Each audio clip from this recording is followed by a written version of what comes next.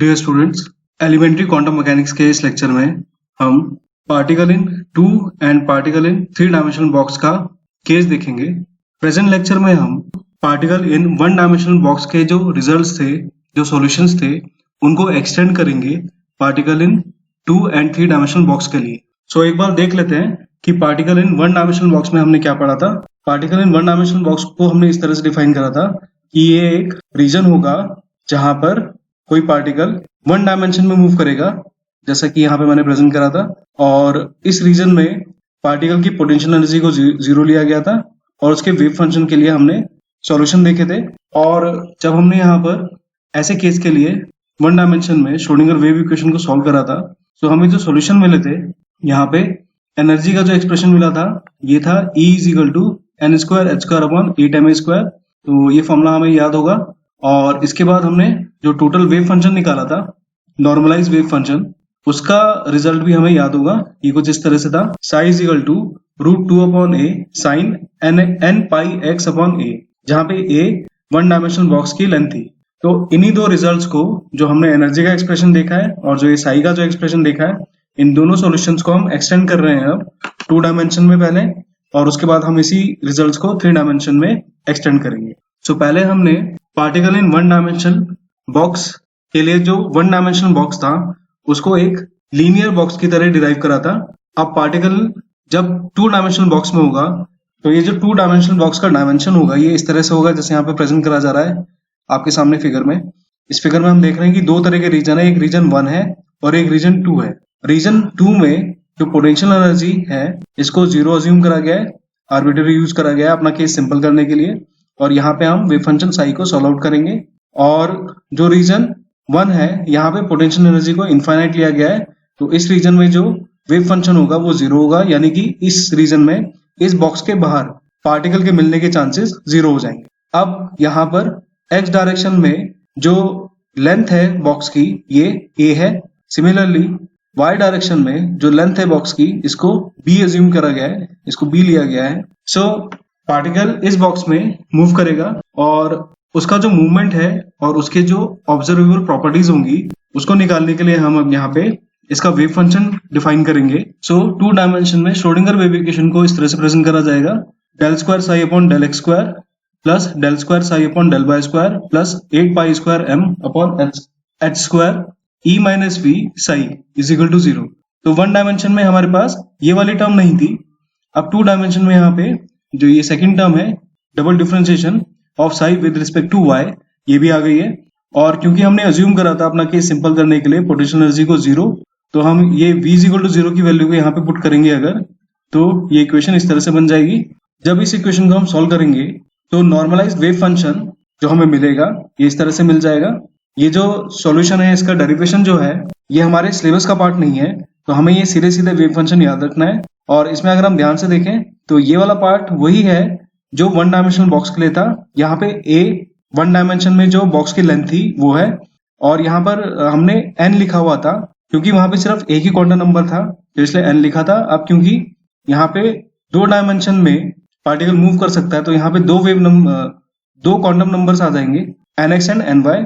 और जो ये साई का सॉल्यूशन है ये इस तरह से हो जाएगा, √2/a sin of nx πx/a multiply by √2/b sin of ny πy/b, जहाँ पे nx की वैल्यू 1 2 3 एंड सो ऑन होगा, सिमिलरली ny की वैल्यू 1 2 3 एंड सो ऑन होगा। So particle in 1 dimensional box के लिए हम जानते हैं जो सॉल्यूशन था साई का, ये इस तरह से था, Sai = √2/a sin n πx/a। क्योंकि पार्टिकल अब 2 डायमेंशन में है तो यहाँ पे ये वाली टर्म और आ गई है, और x डायरेक्शन के लिए जो क्वांटम नंबर है उसको nx ले लिया गया है और y डायरेक्शन के लिए इसको ny ले लिया गया है।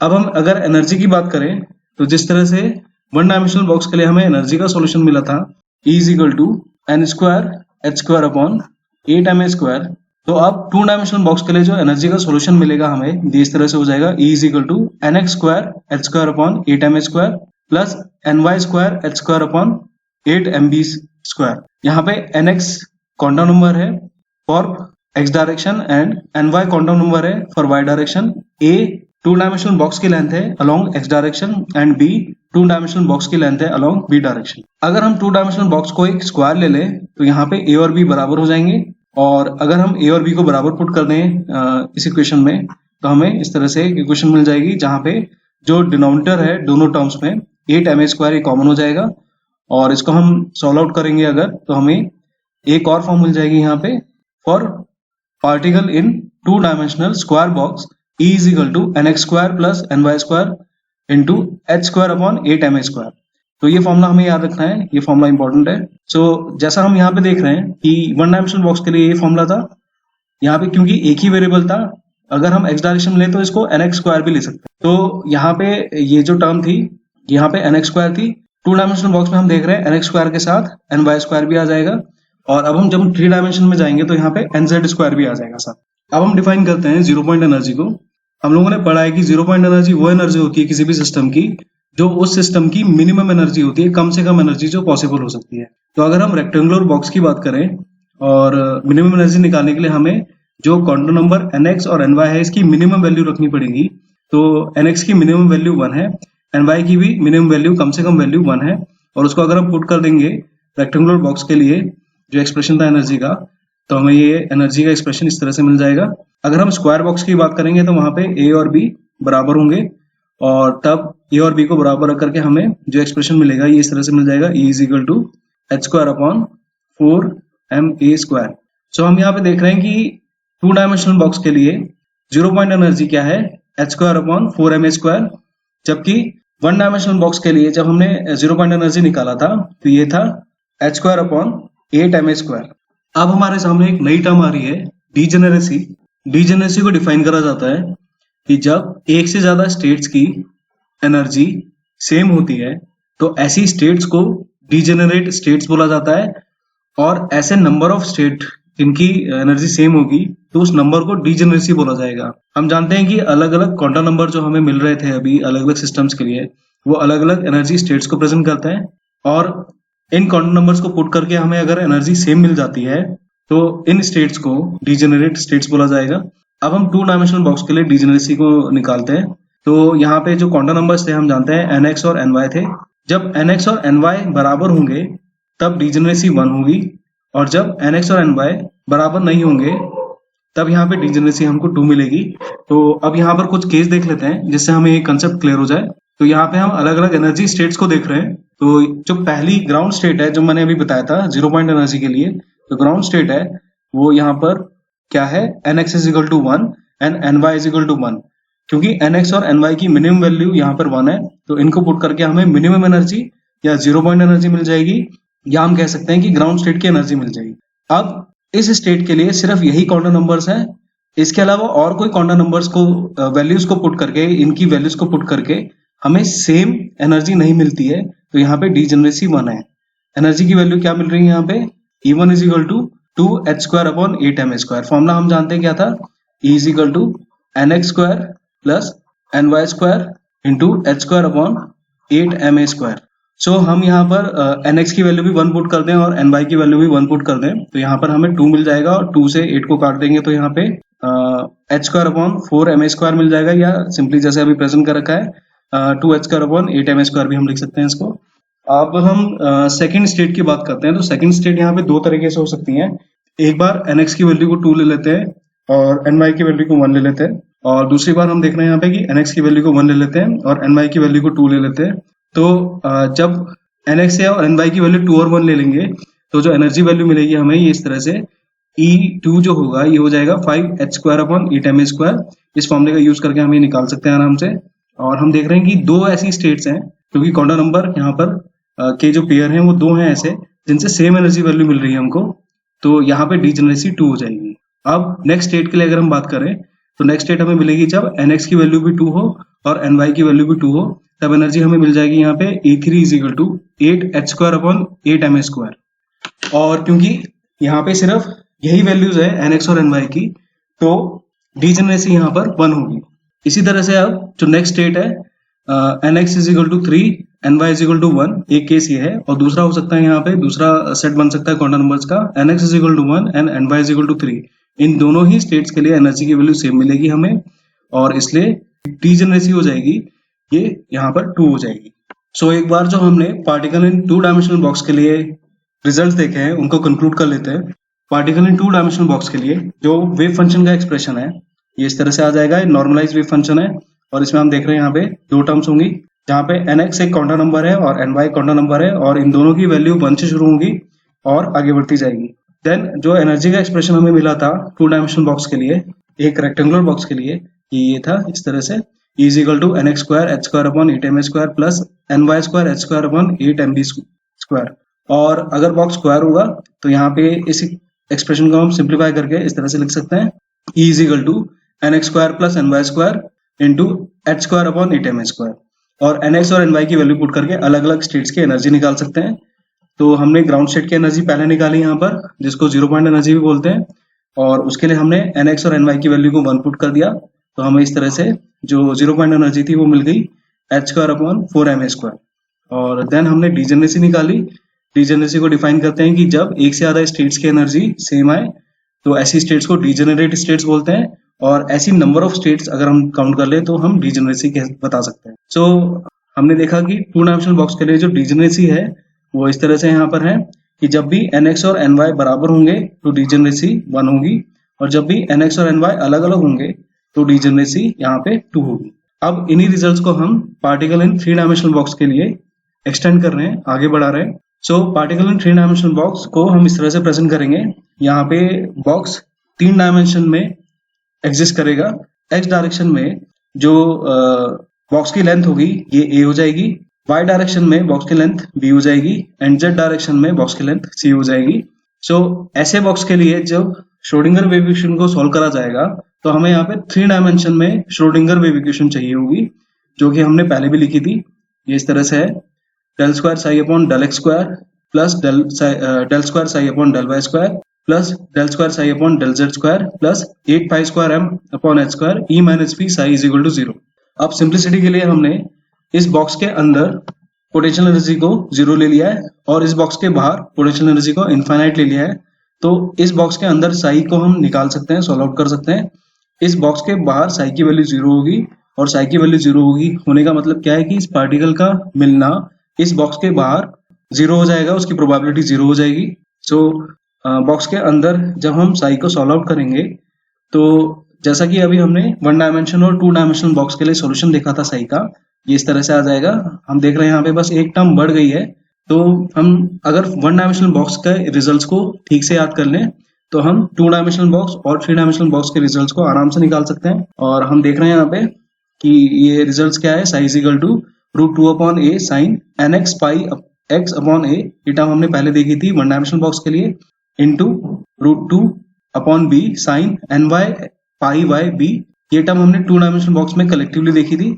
और अब 3 डायमेंशनल बॉक्स में हम देख रहे हैं कि एक टर्म और आ जा रही है √2 अपॉन c साइन nz पाई z अपॉन c, जहाँ पे c z डायरेक्शन में बॉक्स की लेंथ है और nz यहाँ पे एक नया क्वांटम नंबर है जिसकी वैल्यू भी nx और ny की तरह 1 से शुरू होती है और आगे बढ़ती जाती है इंटीग्रल वैल्यूज लेते हुए 1, 2, 3 एंड सो ऑन। तो ये पहला रिजल्ट हो गया यहाँ पे। और दूसरा रिजल्ट हम एनर्जी का रिजल्ट देख रहे हैं यहाँ पे। और एनर्जी का एक्सप्रेशन 1 डायमेंशनल बॉक्स के लिए हमने देखा था। 2 डायमेंशनल बॉक्स में यहाँ पर एक टर्म और बढ़ गई थी और 3 डायमेंशनल बॉक्स में हम देख रहे हैं कि एक टर्म और बढ़ जा रही है। तो एनर्जी का एक्सप्रेशन यहाँ पे हो जाएगा E is equal to nx square h square upon 8m square. यहाँ पे x डायरेक्शन में जो क्वांटम नंबर यूज हो रहा है और x डायरेक्शन में जो बॉक्स की लेंथ है वो नीचे आ जा रहा है यहाँ पे। इस तरह से y डायरेक्शन में जो क्वांटम नंबर है और y डायरेक्शन में जो बॉक्स की लेंथ है, देन z डायरेक्शन में जो क्वांटम नंबर है और z डायरेक्शन में जो बॉक्स की लेंथ है। अब अगर हम क्यूबिक बॉक्स लेंगे, क्यूबिक बॉक्स के लिए जो तीनों डायमेंशन हैं, तीनों जो ये लेंथ है ए बी सी ये बराबर हो जाएंगी तो ये एक्सप्रेशन सिंप्लीफाई हो जाएगा इस तरह से E is equal to nx square plus ny square plus nz square, इसको हमने सॉल्व कर लिया है, into h square upon 8m square. तो हमें एक्सप्रेशन मिल जाएगा यहाँ पे simple for a particle in 3 dimensional box. ये एनर्जी का एक्सप्रेशन है, ये हमें याद होना चाहिए। और अगर हम 1 डायमेंशनल बॉक्स का एक्सप्रेशन याद कर लेंगे E is equal to nx square h square upon 8m square, तो उससे हम 2 डायमेंशनल बॉक्स के लिए एनर्जी का एक्सप्रेशन आराम से निकाल सकते हैं। nx square ny square whole multiply by h square upon 8m square और इसी तरह से 3 डायमेंशनल क्यूबिक बॉक्स के लिए हम यहाँ पे एक टर्म और जोड़ देंगे, जैसे कि जो यहाँ पे मैंने लिखा है nz²। सो अगर हमें 1 डायमेंशनल बॉक्स का एक्सप्रेशन याद हो जाता है तो हम 2 डायमेंशन और 3 डायमेंशन में एनर्जी का एक्सप्रेशन आराम से निकाल सकते हैं और इस पर न्यूमेरिकल भी आराम से कर सकते हैं। अब हम इसमें 0 पॉइंट एनर्जी देख रहे हैं पार्टिकल इन 3 डायमेंशनल बॉक्स के लिए। तो जैसा कि मैंने पहले भी बताया था, 0 पॉइंट एनर्जी के लिए हमें ग्राउंड स्टेट के क्वांटम नंबर्स वैल्यू पता होनी चाहिए। ग्राउंड स्टेट के लिए जो क्वांटम नंबर्स वैल्यू है वो इनकी मिनिमम वैल्यू होगी। तो nx की मिनिमम वैल्यू 1 है, ny की मिनिमम वैल्यू 1 है, nz की मिनिमम वैल्यू 1 है। तो इन वैल्यूज को पुट कर देंगे एनर्जी के एक्सप्रेशन में, तो हमें यहाँ पे जो एक्सप्रेशन है ये इस तरह से मिल जाएगा अगर क्यूबॉइड बॉक्स होगा। और अगर हम क्यूबिक बॉक्स लेंगे तो इस इक्वेशन में हमें एबीसी को बराबर रखना पड़ेगा। तो ये एक्सप्रेशन इस तरह से आ जाएगा 3h² सो हमने देखा था for particle in 1 dimensional box जो ग्राउंड स्टेट की एनर्जी थी, 0 पॉइंट एनर्जी, वो थी 8mh²। ये 1 डायमेंशनल बॉक्स के लिए था।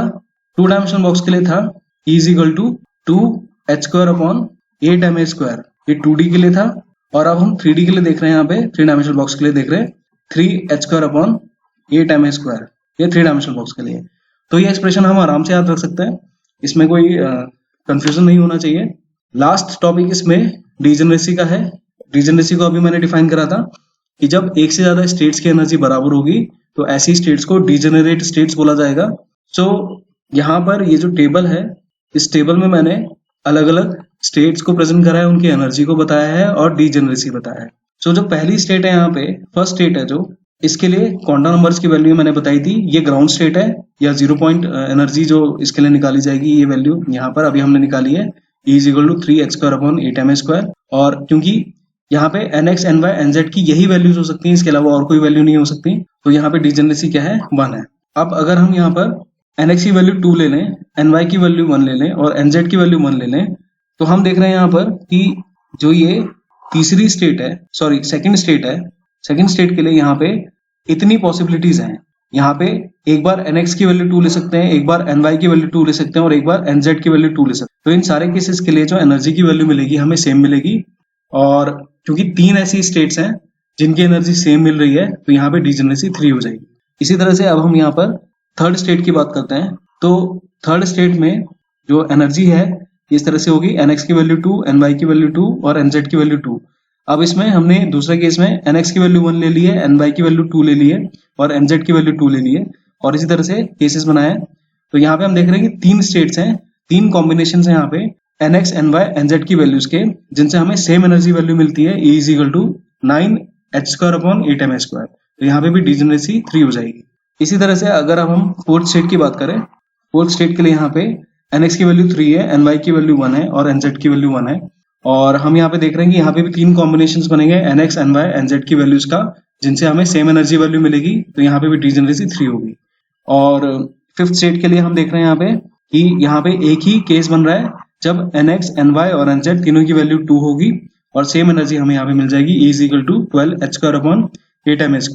तो यहाँ पे डिजेनरेसी 1 हो जाएगी। इसी तरह से सिक्स स्टेट की अगर हम बात करेंगे यहाँ पे, तो यहाँ पे nx, ny, nz की वैल्यूज के इतने सारे कॉम्बिनेशंस हैं, यहाँ पे टोटल 6 कॉम्बिनेशंस हैं जिनसे हमें सेम एनर्जी वैल्यू मिलेगी और इसलिए यहाँ पे डिजेनरेसी 6 हो जाएगी। सो जिस तरह से हमने 2 डायमेंशनल बॉक्स में जनरलाइज करा था कि जब nx, ny की वैल्यू बराबर होगी तो डिजेनरेसी 1 होगी और जब nx, ny की वैल्यू बराबर नहीं होगी तो डिजेनरेसी 2 होगी, ऐसा जनरलाइजेशन यहाँ पे नहीं होता। यहाँ पे हमें nx, ny और nz की वैल्यूज का कॉम्बिनेशन करके देखना पड़ता है, अलग अलग सेट्स बनाने पड़ते हैं और ऐसे सेट से अगर हमें सेम एनर्जी मिलती है तो उन सेट्स को जोड़ करके हम बता देंगे कि उस स्टेट की उस एनर्जी की कॉरस्पॉन्डिंग क्या डिजेनरेसी है।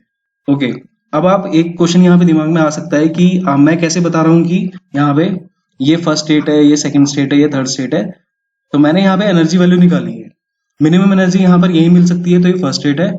इन वैल्यूज को पुट करके, ये वाली जो वैल्यूज थी इनको पुट करके मुझे ये वैल्यू मिली है और ये वाली वैल्यू से ज्यादा है।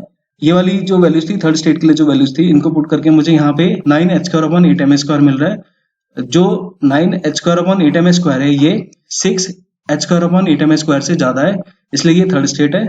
और इसी तरह से वैल्यूज निकाल करके मुझे पता चला है कि कौन सी स्टेट है यहाँ पे। तो इस पे क्वेश्चन पूछा जा सकता है, अलग अलग क्वांटम नंबर्स की वैल्यू दे करके आपसे एनर्जी पूछी जा सकती है और डिजेनरेसी पूछी जा सकती है, जैसे थर्ड स्टेट की डिजेनरेसी क्या है या फोर्थ स्टेट की डिजेनरेसी क्या है।